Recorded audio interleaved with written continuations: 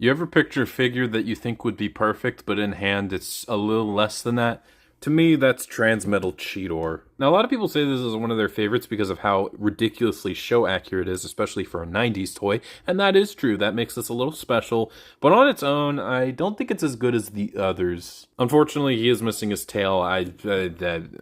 Overall, the alt mode doesn't really scream cheetah mode because a lot of the cheetah details is for the robot mode, and you can't even see it. Why did I do that? But it does scream big cat enough. Unfortunately, I have a big issue with this figure.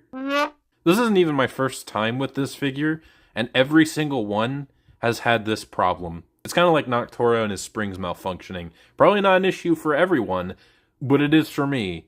Every time, and I don't really get it. It just looks like Cheetor got finished playing Explorers of Sky. Cheer up, old pal. Once you see how terrible Super Mystery Dungeon is, this won't seem so bad after all.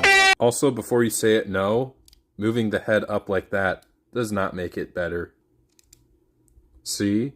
Now, as for his vehicle mode, or as I like to call them, alternate mode, because they are very alternative, or optional, as in don't do them. His looks the goofiest. They just gave him some thrusters so he could fly, but hey, at least it's useful, unlike some other vehicle modes or alt modes. Also, you can slightly fix the whole head thing, but now it looks a lot more dislocated, and now he's just got this giant chunk sticking out.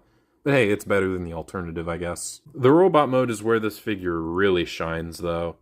The proportions are really nice. It looks pretty clean, except for the obvious kibble. And the color scheme is incredibly unique. Not so sure how I feel about that head sculpt, though. Transmetal figures have this weird problem where, like, the updated design looks pretty cool and in character, but, like, the faces are really off and, like, weird looking. It's basically on almost every single figure. Like, they gave Tarantulas 2 eyes. Why? But hey, he's got one of my favorite weapon modes of all time. It's so stupid and goofy. But who says that has to be a bad thing? It sounds like I'm being harsh on this figure and hating on it, but you just have to keep in mind, it's one of the weaker Transmetals, but that doesn't necessarily mean bad. They're all, again, very good, and this is definitely a figure I would recommend. A good figure, just not without its problems.